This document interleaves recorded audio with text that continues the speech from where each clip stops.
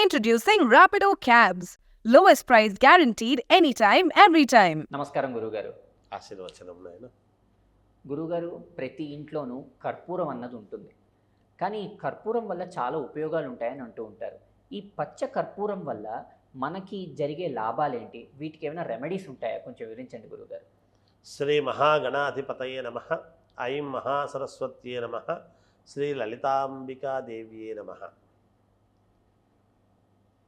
పచ్చకర్పూరము వలన మనకు కలిగేటువంటి లాభాలు ఏమిటి, రెమెడీస్ ఏమైనా ఉన్నాయా?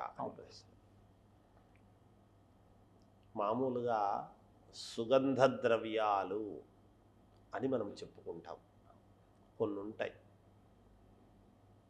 వాటిలో ముఖ్యంగా ఏమిటి అంటే కస్తూరి. రాముల వారు కస్తూరి తిలకం లలాట ఫలకే అని చెప్పారు. ఆ తిలకము రాముల వారి యొక్క నామము తీర్చిదిద్దుకునేటప్పుడు కస్తూరి అనేటువంటి దానితో తీసుకుంటే మహాద్భుతమైనటువంటి పరిమళాన్ని, ముఖ వర్చస్సును మామూలుగా మనం చూస్తాం. రాముల వారిని దైవాంశ దైవము కాబట్టి మనము ఇచ్చేస్తాం. పచ్చకర్పూరం అనేటువంటిది కూడా ఆ కస్తూరి వీటికి కోవకు చెందినటువంటిదే. మనము తీపి పదార్థాలు, స్వీట్స్ తీసుకుంటూ ఉంటాం మామూలుగా.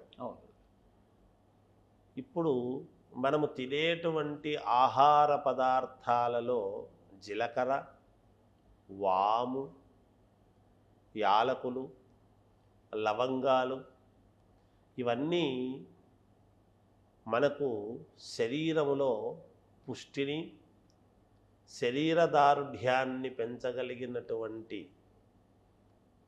వాటికి ఇవి చాలా ముఖ్యమైనటువంటివి. అలాగే ఈ స్వీట్స్ అవి తీసుకుంటూ ఉన్నప్పుడు స్వీట్స్లో ఎక్కువగా పచ్చకర్పూరం అనేటువంటిది వేస్తారు. పచ్చకర్పూరము వలన చాలా లాభాలు ఉన్నాయి. మంచి సువాసన, ఈ వాసన పీల్చటం అనేటువంటిది కూడా ఏమిటి అంటే పచ్చకర్పూరంలో ఇలా ఒకసారి కనుక మనం కాస్త వాసన పీల్చాము అంటే ఊపిరితిత్తులలో ఉండేటువంటి కఫం అంతా కూడా పోతుంది అనేటువంటిది ఒకటి. శరీరములో కొన్ని వ్యవస్థలు పనిచేసేటువంటివన్నీ కూడా ఉంటాయి, అందరికీ తెలిసిద్దే.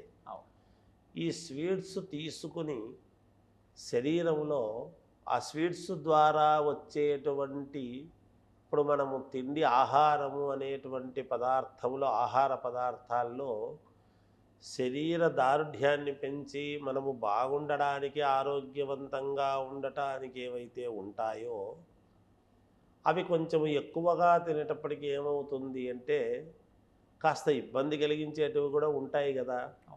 ఆ ఇబ్బందిని శ్రేష్టమైనటువంటిదంతా కూడా రక్తంలోకి పంపించి శ్రేష్టం కానిదేదో బయటికి పంపించేటువంటి విధానం అనేటువంటిది వ్యవస్థ గర్భంలో ఉన్నది. వాటిల్లో పచ్చకర్పూరము కూడా ఈ స్వీట్స్ ద్వారా వచ్చేటువంటివి, దానివల్ల వచ్చేటువంటి ఇబ్బందులు కలగకుండా మేలు చేయడానికి వాడతాం మనం పచ్చకర్పూరం. తిరుమల తిరుపతి దేవస్థానము వాళ్ళు తిరుపతి లడ్డులో కూడా పచ్చకర్పూరం అనేటువంటిది తప్పకుండా వేసి తీరుతారు. మనం ఇంట్లో లడ్డు తయారు చేసినా వేస్తాం, అందుకని స్వీట్స్లో ఎక్కువగా పచ్చకర్పూరం వాడతాం. అంటే ఆరోగ్యదాయకమైనటువంటిది పచ్చకర్పూరం అనేటువంటిది తెలియకనే తెలుస్తూ ఉన్నది. చాలా విశేషమైనది, మనిషికి చాలా అవసరమైనటువంటిది పచ్చకర్పూరము. చాలా ఆరోగ్యంగా మనము ఉచ్ఛ్వాస నిశ్వాసములు, మామూలుగా గాలి పీల్చటము వదలటము అనేటువంటిది మానవుడు చేస్తూ ఉంటాం. అలా చేయకపోతే రోజు ఉదయం వాడికి ఎలా, ఆహారం తర్వాత ముందు ఒకసారి ఏదో ఉదయాన్నే ప్రాణాయామం చేయండి యోగా అని చెప్తుంటాం. ఆ యోగా సందర్భం అనేటువంటిదే కాదు, రాత్రి పడుకున్నా ఉదయం లేచినా మనము నిద్రపోవచ్చు, కానీ మన ముక్కు ద్వారా శ్వాస అనేటువంటిది మనము సువాసనను ఆక్సిజన్ను పీల్చడము వదిలిపెట్టడం అనేటువంటిది నిరంతరము జరుగుతూ ఉండేటువంటి ప్రక్రియే కదా. అలా వాసన ఒక్కసారి చూసాము అంటే లోపల వ్యవస్థలన్నీ కూడా అన్ని వ్యవస్థలను కరెక్ట్గా వాటి పని అవి చేసుకునేట్టుగా దాని యొక్క స్మెల్ పనిచేస్తుంది, పచ్చకర్పూరం యొక్క వాసన పనిచేస్తుంది.